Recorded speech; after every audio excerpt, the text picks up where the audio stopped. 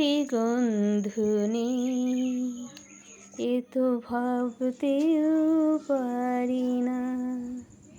বেলি ফুলে গন্ধ নেই, এটা ভাবতে না পারার কিছু নেই। বেলি ফুলে এত সুন্দর গন্ধ যে রাতে যখন ফোটে জানলা খোলা থাকলে আমার ঘরে একদম গন্ধ ভরে যায়। তো রাতের দৃশ্য আজকে তোমাদের দেখাবো। আমার এই বেলি গাছটার বয়স প্রায় 20 বছর। আমার বিয়ের পরপরই আমি লাগিয়েছি। তো আমার বিয়ে 21 বছর হতে চললো। তাহলে বেলি গাছটা সাধারণত আইডিয়া 20 বছর তো হবেই। তো এটা আমার বড় বৌদির বাপের বাড়ির থেকে একটা ডাল চেয়ে নিয়ে এসেছিলাম। সেই থেকে ওটাকে যত্ন করে বড় করে, মানে এখন সে বট গাছের মতনই কিছুটা মোটা হয়েছে। আর প্রতি বছরই ডালপালাগুলো ছেটে ছেটে রেখে কিন্তু এত বড় হয়ে গেছে, আমার থেকেও আমার মাথার উপরে এখন একদম মানে লম্বা হয়ে গেছে। ডাল টেনে টেনে ফুল পাড়তে হয়। তো আমি ভাবলাম রাতের বেলায় গিয়ে একটা সুন্দর করে ভিডিও করে নিয়ে আসি। ছোটো ছোটো মানে সাদা সাদা ফুলগুলো রাত্রেবেলা দেখতে তো খুব সুন্দর লাগে, আকাশের তারার মতন। তাই রাতের ভিডিওটা তুললাম। আর সকালবেলা উঠে দেখি গাছ ভর্তি একেবারে।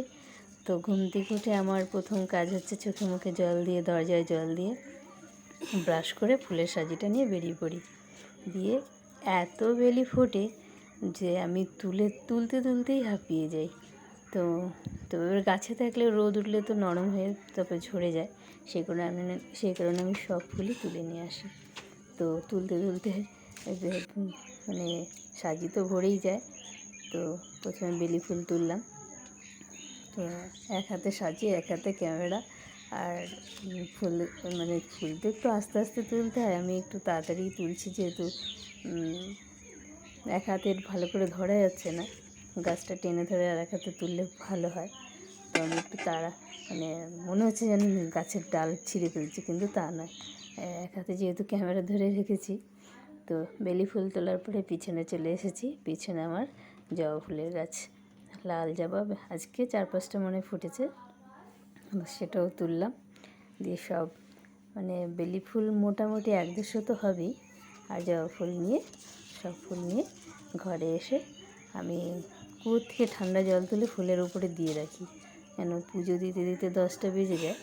তো ততক্ষণ ফুলগুলো একদম গরমে নিতিয়ে যায়। সেই জন্য আমি ঠান্ডা জল দিয়ে ফুলের উপরে ছিটিয়ে রেখে দিই, ফুলটা টাটকা থাকে।